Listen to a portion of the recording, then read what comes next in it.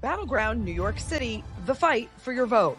Your front row seat to the battle for New York's next mayor. It's the old guard clinging to power, chasing a candidate they never saw coming.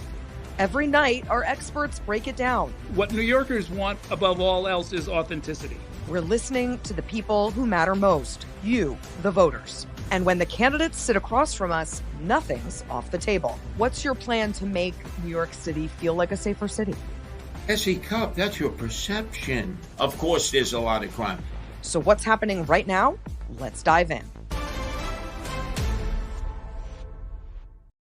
Welcome to Battleground NYC, the fight for your vote. It is Tuesday, September 9th, and we're just 56 days away from this all-important New York City mayoral election. Now, the rise of Zohran Mamdani and his dominance in this race has been a huge storyline, and we've covered it. But there's another intriguing one that we've been covering for the past month or so, and that's the story of Eric Adams versus Andrew Cuomo. The incumbent is usually something of a significant presence in a re-election bid, and yet Adams is polling fourth behind Mamdani, Cuomo, and Curtis Sliwa, the Republican. Dogged by a steady stream of corruption stories swirling around the mayor, Adams hasn't actually been much of a player in this race. But even amidst reports that President Trump and others are trying to urge him to drop out, he is insisting he isn't going anywhere. For now, anyway. This polo shirt that I'm wearing that says Eric Adams, Mayor of the City of New York, I'm going to wear that for another 4 years. We can't go backwards. What we have done in 3.5 years shows why we have to continue the success we have. Then there's Cuomo, the famous son of a famous New York Democrat who never expected to be here running for mayor. But after a scandalous end to his time as governor and his presidential hopes were dashed, here he is, fighting a 33-year-old Democratic socialist for another shot at power. Mamdani's polling well ahead of Cuomo, but a number of polls show that if the race were a head-to-head matchup, Cuomo would actually win. Experience matters. Mayor is a big job. That cannot be your first job. So with Adams and Cuomo digging in their heels, anything could happen between now and November, and we've got it all covered. Later in today's show, we'll talk with one strategist about the last-ditch efforts by Cuomo and others to cut into Zohran Mamdani's lead. But first, as always, we'll get the latest news fresh from the campaign trail. And joining me now is Ayana Harry, a political correspondent for Spectrum News, New York One. Ayana, welcome back. Thank you for having me. Okay, so let's start with a fresh batch of polls from the New York Times Siena. Zohran Mamdani is capturing 46% of likely voters at the moment versus Andrew Cuomo, who's got 24%, a little more than half of Mamdani's. Under that, Sliwa is polling at 15%, and then just 9% are backing Adams. This is good news for Mamdani. But when they polled a hypothetical head-to-head, if Adams and Sliwa were to drop out, Mamdani's lead over Cuomo shrinks to just 4 points. Now, that's a totally different race than the one we're covering right now. It is a completely different race. And it's interesting. I actually just came from a press conference with Andrew Cuomo. We asked him about this poll. And Cuomo, he is a little bit hesitant to latch on to any polls because remember, he was relying on polls back during the Democratic primary, which showed him ahead. And we all know how that ultimately ended. So, yeah, these numbers do show a very interesting race. If this was just a 2-candidate race between Zohran Mamdani and Andrew Cuomo. But Essie, we know that that's just not the reality. That's not where we are right now. The ballot in New York City is about to be certified. And so New Yorkers are going to see several names on their ballot when they go to vote in November. Even if candidates like Jim Walden drop out, their names are still going to be on the ballot. So New Yorkers are going to have several choices in November, which is going to make it even harder for Andrew Cuomo. But he is saying this. He believes that there will naturally be a whittling down and that voters will come to think of this as a 2-person race and they're going to discount candidates that aren't viable. And so he said today that, yes, even if other candidates do not drop out of the race, he believes he can still win, but he's going to have to prove that because right now, clearly the numbers are in Zohran Mamdani's favor. Yeah, right now it's Zohran versus the field. And, you know, Cuomo's not wrong to think that elections tighten as they get closer. They do, but we're not there yet. And you've covered Eric Adams for a while. Can you foresee a moment where he drops out? He's saying no. Could you see this happening? You know him. Essie, we have to remember Eric Adams is pretty unpredictable. In fact, he likes to keep us in the press corps and even the general public. He likes to keep all of us on our toes. So we did see some mixed messaging from the mayor. You played that soundbite from the mayor last Friday where he vehemently, strongly said he is going to be staying in this race. But I want to remind you of a statement from the mayor just a few hours before that when he said, quote, "I will always listen if called to serve our country." So which one is it? Will you listen, call to serve the country? Are you staying in the race? Clearly, the mayor is giving two different messages. And so if there is an opportunity to join the Trump administration and the mayor believes that he would be contributing in a significant way, I would not be surprised if he does step out of the race, even though, as I mentioned, his name will still be on the ballot, it seems, in November. Well, and it would change everything. Then it would be a completely different race. We'll see if that happens. Last night, one of the biggest developers in New York City summoned his wealthy friends to a meeting this morning to urge them to circle the wagons around Cuomo to defeat Mamdani. Now, Cuomo reportedly attended that meeting. What do we know about how that went? Yeah, so this was a all hands on deck last minute meeting that was called for real estate developers. Some of the most famous names in New York City's names you see on buildings. Those developers were in the room. Andrew Cuomo was asked about this afternoon. He didn't want to get into too much detail as to what he said, but he was really focused on this message he's had over and over again, that New York City is lagging right now in the economy with jobs. And he says the city needs an experienced leader. I mean, it's interesting. I'm wondering if you think, just watching this race, does Andrew Cuomo need more wealthy, powerful people in his corner, or does he need to capture more excitement on the ground among voters? Look, he does need to capture more excitement among voters on the ground, but the powerful donors do help him get his message out there. Yeah, it's all so fascinating. Okay, Ayana, stay right there. I've got lots more questions for you. Battleground NYC, we'll be right back. Welcome back to Battleground NYC, the fight for your vote. Let's get back to the headlines from the campaign trail. We're back with Ayana Harry, a political correspondent for Spectrum News, New York 1. Ayana, I want to play a new ad for you. It features Nancy Sliwa, the wife of Republican Curtis Sliwa, and its focus is on public safety. Take a listen. They tell us New York is safe, but women know better. Rapes are up 40%. Felony assaults are at an all-time high. Domestic violence is driving mothers and their children into shelters. Every day, women risk harassment and assault just going to school, to work, just living our lives. Curtis and I have always fought for women and will keep defending them because no one should have to choose between supporting their family and protecting their life.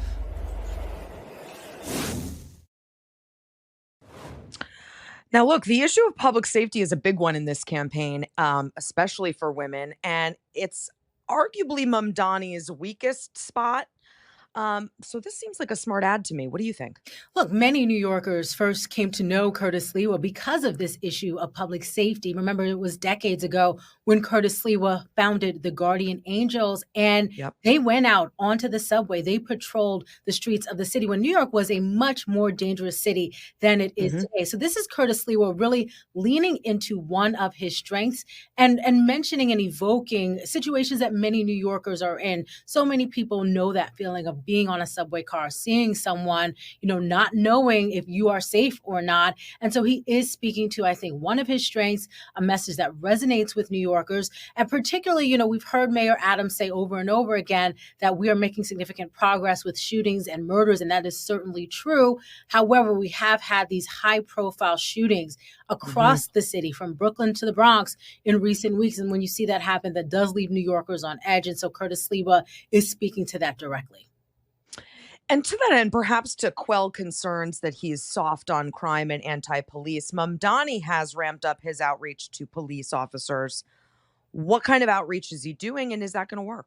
Yeah, I think these conversations are really serving two purposes. One is to get officers to know Zohran Mamdani and to get to know him, one-on-one in a more personal setting, particularly after so much news has been made over his past comments calling to defund the NYPD. But this has also been an opportunity for Zohran Mamdani to learn about how the NYPD works as he contemplates potentially being in City Hall, having to work with the NYPD as mayor. We know one of these conversations was with Rodney Harrison, who before he left the NYPD was one of the most highest ranking officers in the department. So when you sit down with someone like Rodney Harrison, it certainly gives you the opportunity to learn about the upper levels of NYPD. What are some areas that are working? What are some pain points? And so that's certainly some of the ways in which Zohran Mamdani could potentially benefit from these conversations.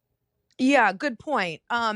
I wonder if you think there's a difference between meeting with cops as a way of signaling you're moderating on this issue, and meeting with victims of violent crime in New York City. I'm wondering if you think that's something he should probably do to not just sit with police officers and the challenges they face in policing a city as big as New York, but also to meet with people who've been the victim of crimes on subway attacks or, walking around in the streets. Yeah, as a longtime New York City reporter, I have spoken with victims throughout the years, and I always learn so much from their perspectives. Not only can they tell Sure. you, what it's like to be a victim of crime, but they can also talk to you about what are some of the real challenges within the criminal justice system, right? What's working, what's not Yes. working, how are families and people being failed? So I certainly think that whenever there's an opportunity to sit and speak with and hear from victims, that there's a lot to learn. Again, not just about, what happened in that moment, but what happened in the moments since then and how the system is working or not working. I think that's going to be really important for him too, because the fear is he doesn't really understand, you know, this history of taking violent offenders off the streets, then re-releasing them into the streets. And if you're the family member of a victim who's, been caught in this sort of unworkable situation, you're frustrated and you want answers and you want the next mayor to maybe do things differently. We'll see if he does that. That'll be interesting to cover. In the meantime, Ayana, thank you so much for being here. And we'll have to get you back on again. Up next, is there any way for the other candidates to cut into Mamdani's commanding lead? We'll ask a Democratic strategist next. Battleground NYC. We'll be right back. We're back with Battleground NYC, the fight for your vote. And joining me now for the bigger picture is John Tomlin, Democratic strategist and senior managing director of Actum. Welcome, John. It's nice to have you here. Thank you. Nice to be here.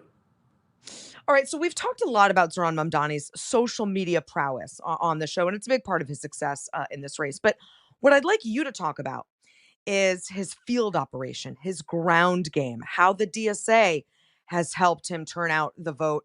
It's an important story. It's a very important story, and he has built a field juggernaut in New York City. 60,000 volunteers, 1.6 million doors knocked. But what I find so fascinating is the sort of the difference in campaigning for Mamdani compared to other citywide races that I've worked on. Anyone who's done campaign work know that it can be a little bit of a slog sometimes. Mm-hmm. You're out there, you're knocking on doors, you're pounding the pavement, you're in the heat.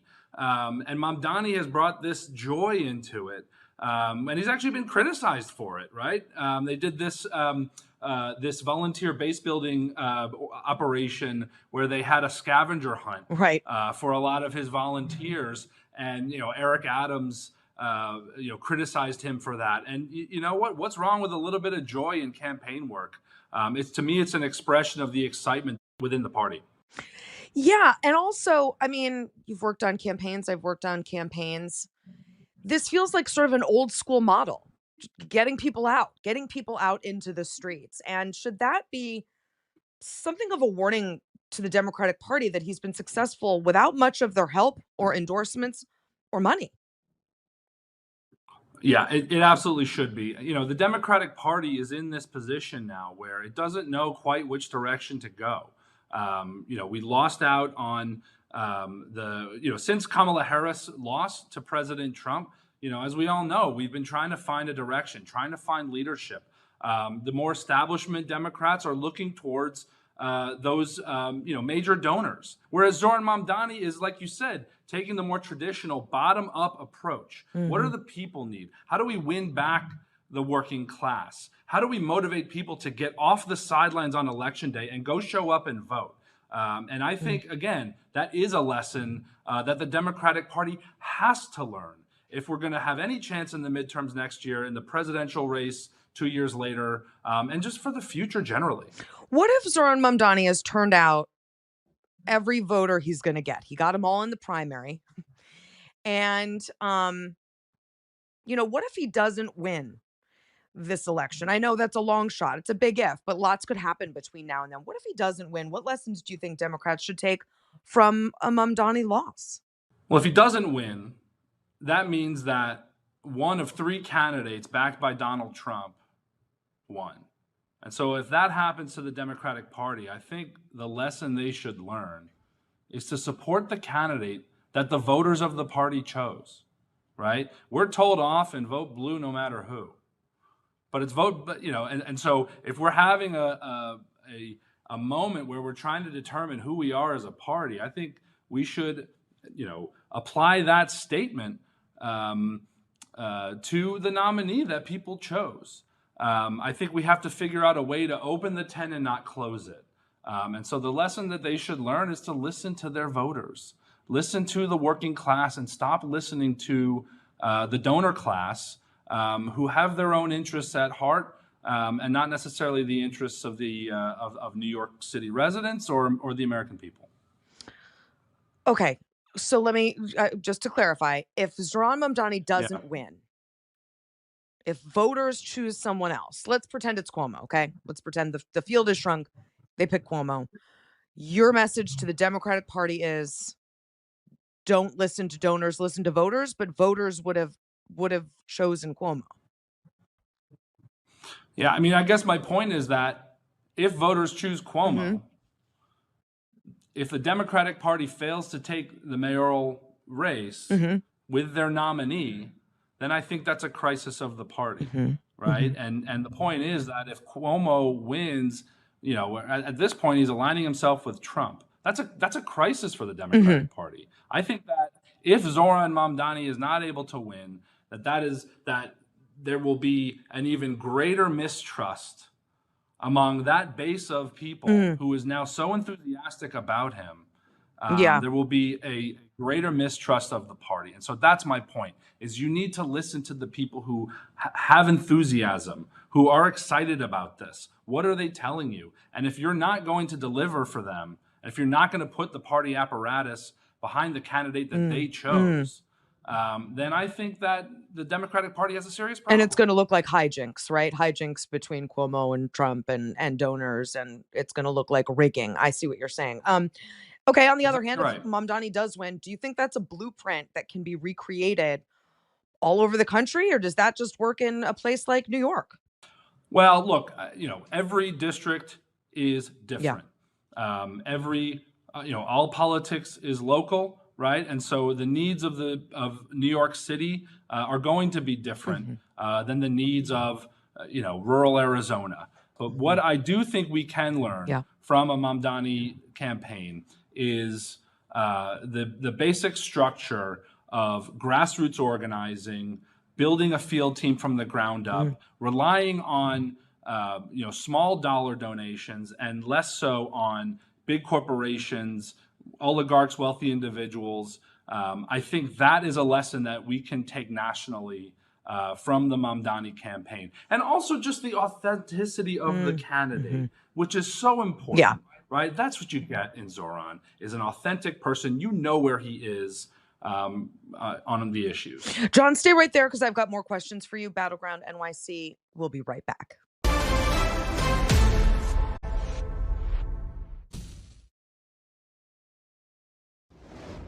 We're back with Battleground NYC, the fight for your vote. One more time with John Tomlin, Democratic strategist and senior managing director at Actum.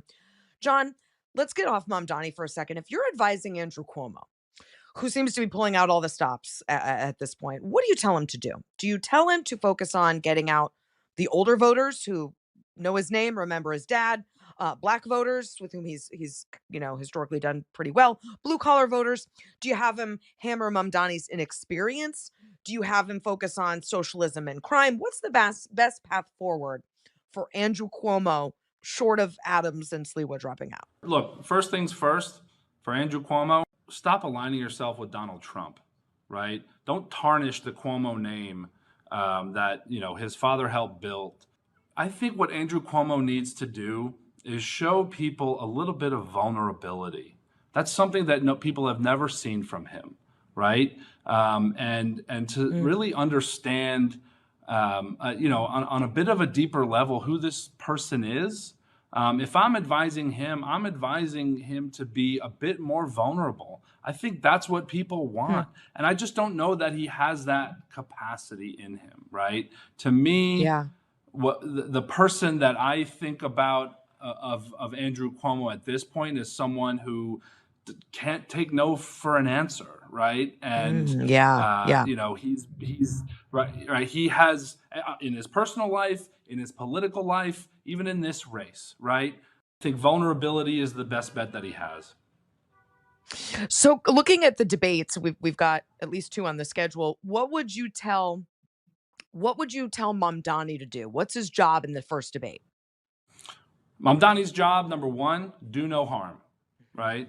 You are the front runner.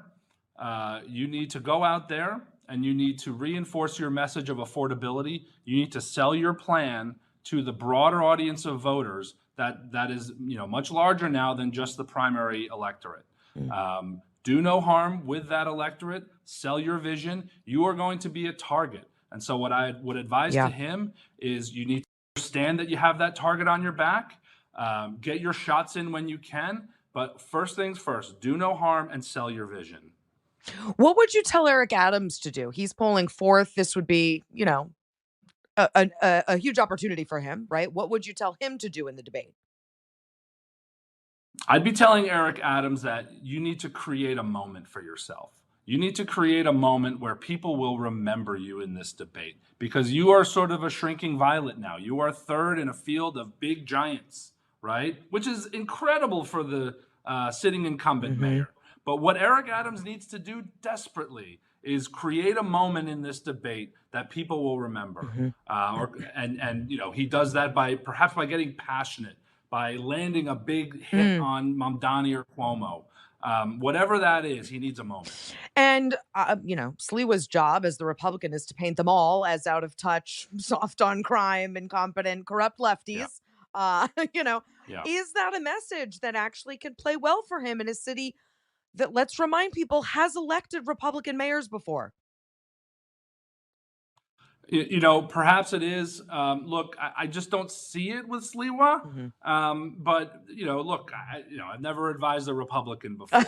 I would, I've certainly never advised a Republican in New York City. But what I suppose what I would suggest is just as you said, like paint them all as out of touch. Right. They're either corrupt or they're socialist, right? Which and I think that's the best bet for Sliwa.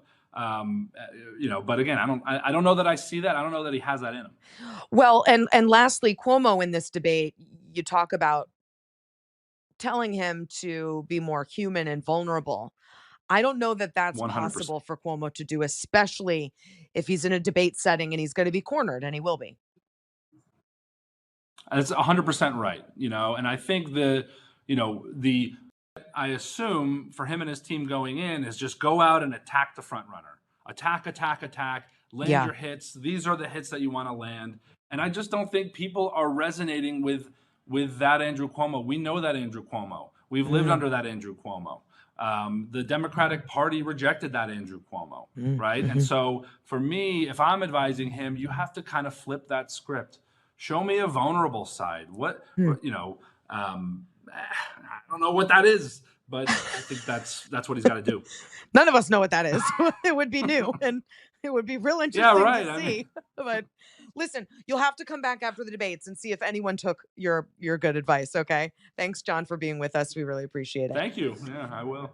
And we'll see you back here on Monday and every Monday through Friday for more in-depth conversation, context, and reporting right here on Battleground NYC, the fight for your vote.